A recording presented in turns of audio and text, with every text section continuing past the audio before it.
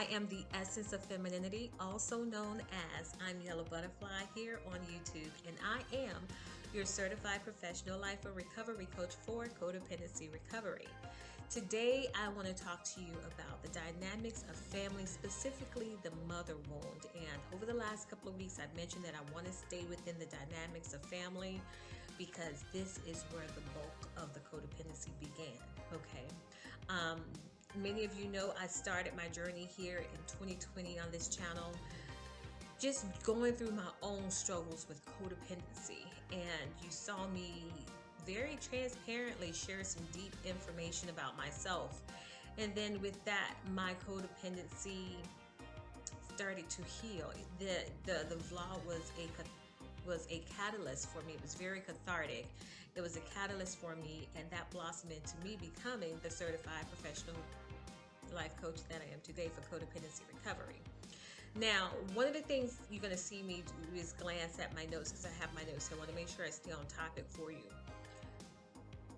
Mothers have a very nurturing and protective quality about themselves, and they play a crucial role in the development of as they play a crucial role, and I'm going to say our, because I'm going to speak as if I'm speaking of all mothers.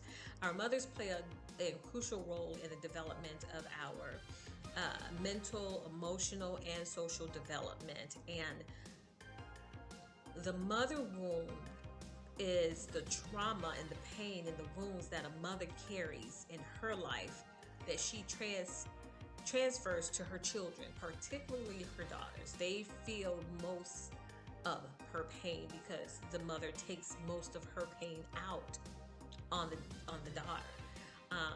There, with the mother and the children, or the daughter in particular, there is a lack of emotional connection and availability from a mother to the child, and the child feels this. And even if the mother is physically present, emotionally they're not. Sometimes the mother may blame everything on that child, or she may pit that particular child against the other siblings. She may always brag on the other children, the other siblings, particularly if they're male children. She may just always praise and uphold her male children over her daughter. She may feel that because, you know, she may also blame a lot on the daughter. If you wouldn't have did this, and it's your fault this, and you do this, everything is the daughter's fault. It's never the mother. She just, everything wrong in the mother's life is because of this child. But again, particularly the daughter. Now again, this can happen with male children too, if there is not a daughter present. But normally whenever there is a daughter, she's going to get the brunt of it. You know, if I wouldn't have had you, this wouldn't have happened, or I'm always having to take off work because you're sick. Everything that this mother finds frustrating in her life, she's going to blame it on this particular child. Sometimes the other siblings, they recognize it, and they also dump on that other child, making that child the scapegoat. But normally the mother embraces those other children if they're boys, and really come down hard on the daughter, and feels that the daughter should do everything to please her, satisfy her, cater to her, take care of her. That daughter is almost fully responsible for the well-being of that mother's life in that mother-daughter wound, that mother wound. There are some signs that you could look for in the mother wound, and these are just some. Now, just because I don't mention something you're experiencing doesn't necessarily mean that you're not experiencing a mother wound. And sidebar, this is why I love for clients that I work with to have had counseling or therapy previously before seeing me, because as a coach, I'm to help you get to your goals. A therapist is going to help you see where you've been, what you've gone through, and why you are the way you are. I come in as, now that you know why you are the way that you are, you know where you've been, you know what you've gone through, I am going to help you get to the end goal. You're going to see that light at the end of the tunnel, and that's where my coaching comes in to help you. So some of the signs you may recognize, and if you think you may have some mother wounds, I encourage you first to talk with a therapist, because there are some things that's got to get worked out and understood before you come to me for your coaching, because I can coach you, but if you don't understand where you've been, you won't get to understand the needs and the preparation and the processes of where you're trying to go. So with that said, I want to go back to some of the signs of identifying these mother wounds, and you've never felt like your mother just approved of you for no reason. You just always feel like you're trying to get her approval, just to say I'm proud of you, or job well done, or just to see a smile on the two corners of her mouth, just to see them turn up, because she's proud of something that you've done. Now, don't get me wrong, she may tell people in public, or she may tell others, oh yeah, I'm so proud of Jane Doe or John Doe, but you're treated completely opposite of what she's displaying outwardly.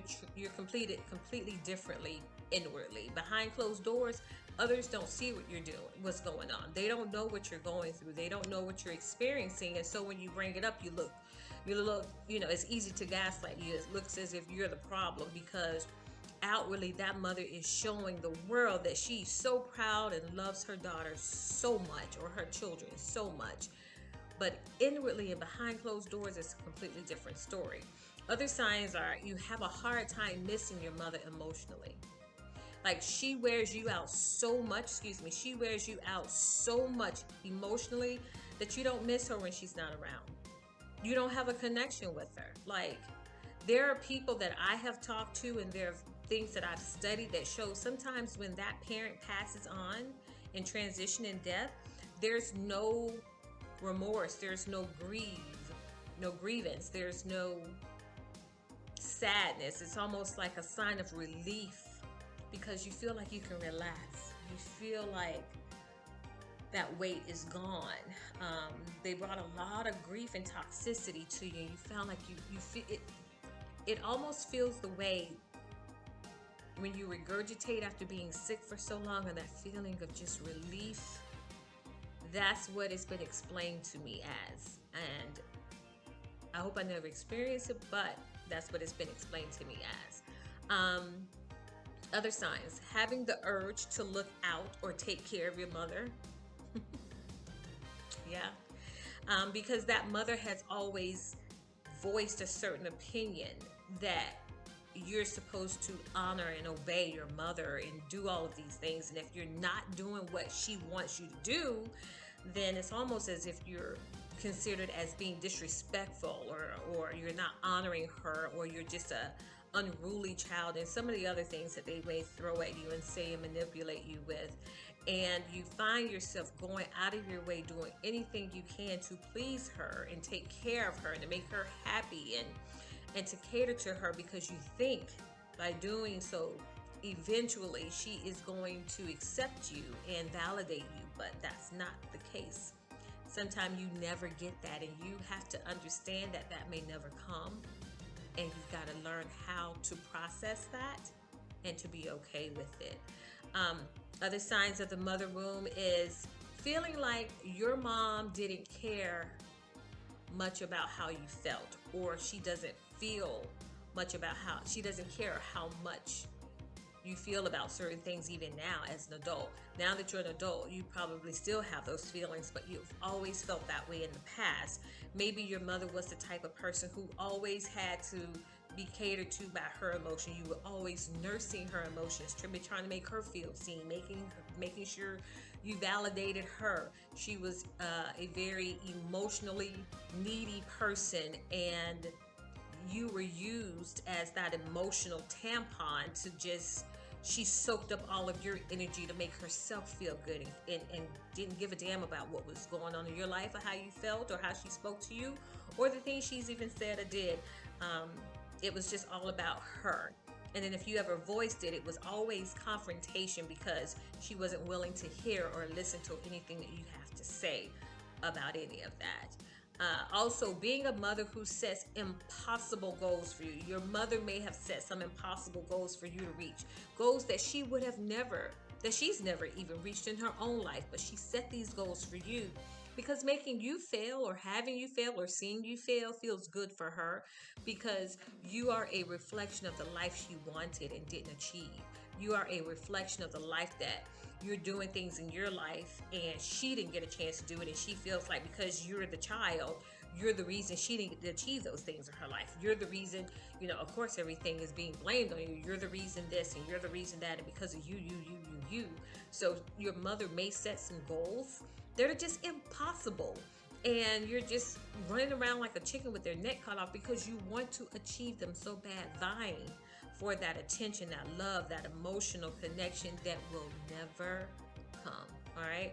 Also, just having not enough love from your mother, like kisses, hugs, I love you, affection, cuddling. Those are signs of mother wounds. And even as an adult, you get older and you come around your mom and you want her to say, I love you, or put her arms around you, or you may give her some big news about a promotion or a job or anything. You want to hear her say, well, you know what? I am so proud of you. And it just doesn't happen. It just doesn't roll off her tongue. It just won't happen. Now that you're an adult, now these are some signs of the mother wound that I shared with you just then, but as an adult, as you grow and you become a full-fledged adult and you're looking back, now you're realizing, I don't know who I am because all I've done is just take care of my mom, do what she wants me to do, live under her expectations, allow her to manipulate me, just be under her control. Everything I did was wrong, and so I was always trying to do what she wanted me to do, and I have my own interests and desires, and I know who I want to be, but I can't be her. I'm afraid to be her because I have to be this approved version of what my mom wants. And even if I am that approved version of what my mom wants, I'm still not good enough. It's still not going to meet her standards. And I just don't know who I am anymore. That's just an example. Also, as an adult, you may not be able to set good boundaries or healthy boundaries. You may set a boundary and you're on number 6 or 7 of them doing it over and over again. You're giving them a 6th or a 7th chance to get it right, and they're never going to get it right because they're never going to honor your boundaries. Like, they don't respect you, and they've shown you that all your life. And no matter what, they'll throw it up in your face. I did this for you and I did that for you, and you're like, oh my gosh, because then you'll stop wanting them to do anything for you, whatever little they did do. And not necessarily very little that they did. They probably did take care of you. They just was not there emotionally. They didn't help you develop mentally, emotionally, and socially as a mother normally does with their children. Also, being very strict and controlling. This is a sign that you're acting out as in your own personal life towards others. You're being very strict. You're being very controlling towards others, because you feel the need to you feel the need to put everything in a box to control your emotions. And so that's where you are now as an adult because of these mother wounds. You're controlling, you're strict, you want to always know what's happening, what's going on. You don't know any better. You don't know any better. You always, and another thing, you try to please people often. You are such a people pleaser. You hate and resent so much because you're always doing what you don't want to do. Someone invites you to a party, you don't want to go. They tell you, oh, you got to wear white. That's your, you hate wearing white, but you do it. You show up, you do it. You're miserable the entire time, but you're there because you want to make sure someone else is happy. You're always trying to make other people happy because you know what it feels like not to be happy, and you're also looking for acceptance with other people. So that's why you're doing things to please them. You have been pretty much trained and groomed your entire life to people please because you did it towards your mother. You did everything trying to get her affection, her approval, her validation. And so now, you jump through hoops trying to say, hey, look at me, will you please accept me? You're trying to get into this circle of motherly love that you're not going to get into, and now you're trying to do the same thing with people that you meet. You don't want to let anyone down. You don't want to tell anyone no. You don't want to upset anyone, or you don't want anyone to be mad at you. You don't want to be talked about. You don't want to get the wrong look. I mean, it's to the point where it's so controlling of who you are. You become a robot, and it's sickening. It's sickening. And then you're not aware of your feelings. You cover them up, you mask them. You're angry inside. Somebody does something to offend you and you don't tell them, but you'll talk about it to someone else, or you'll go home and cry, or they'll offend you or do something that you don't like, and instead of exerting your boundaries, you'll just not talk to them again. Now, I did a video a while back stating that sometimes it is necessary to ghost the person, because if you know that you're dealing with a strong personality and you're just not there yet with your boundaries and needing to walk away, knowing that you don't want to have anything else to do with this person ever again, then that's fine. But if it's, let's just say it's a cousin or uncle or aunt or a friend, someone that you're going to interact with on a regular basis, and they keep doing something to you over and over and over again, and you don't say anything because you're afraid. You're afraid because of what it was like when you tried to voice yourself with your mother and the way she treated you. So you take that into every relationship that you have. You don't say anything to anybody. You just let it go. Also, you are not aware of your feelings. I'm sorry. You're not aware of your mental health. You're not aware of your depression. You're not aware of your low self-esteem. You're not aware of your low self-worth. You're not aware of any of that, because you think you deserve everything that you get, because you've been brought up in that environment from a little baby up until wherever you are in age now. You have always accepted that. And so knowing that you deserve better, and knowing that you are worthy, and your self-esteem can be higher. You know, when someone compliments you, you find it hard to believe, because you've been hearing something opposite all your life. How could they actually think something great about me? How could they actually think I'm smart or something wonderful? Because I've never heard that before. And another thing that I actually experienced was, now some people, they'll experience eating disorders, drugs, alcohol, sex addiction, excuse me. Mine was shopping. I just thought I had a sense for fashion, but I didn't know it was to mask pain. So sometimes it could show up in spending an exorbitant amount of money. Some people is because they always want to look good. They feel like if I look good, I look the part, I will be accepted. Another thing could be just, they always have to have a certain type of car. They have to have a certain persona, a superficial facade, those sort of things. There's a list of them. And again, that's why I encourage you to go to therapy, go to have counseling before you come to me to heal your before you start the codependency recovery, because you need to know the foundation of your codependency so that we can engage in a healthy, successful recovery. Now, I know I said a lot, and I try to keep the videos pretty short. This one is a little lengthy. It's one of my lengthier ones to date, but I want to say this. Go to the site.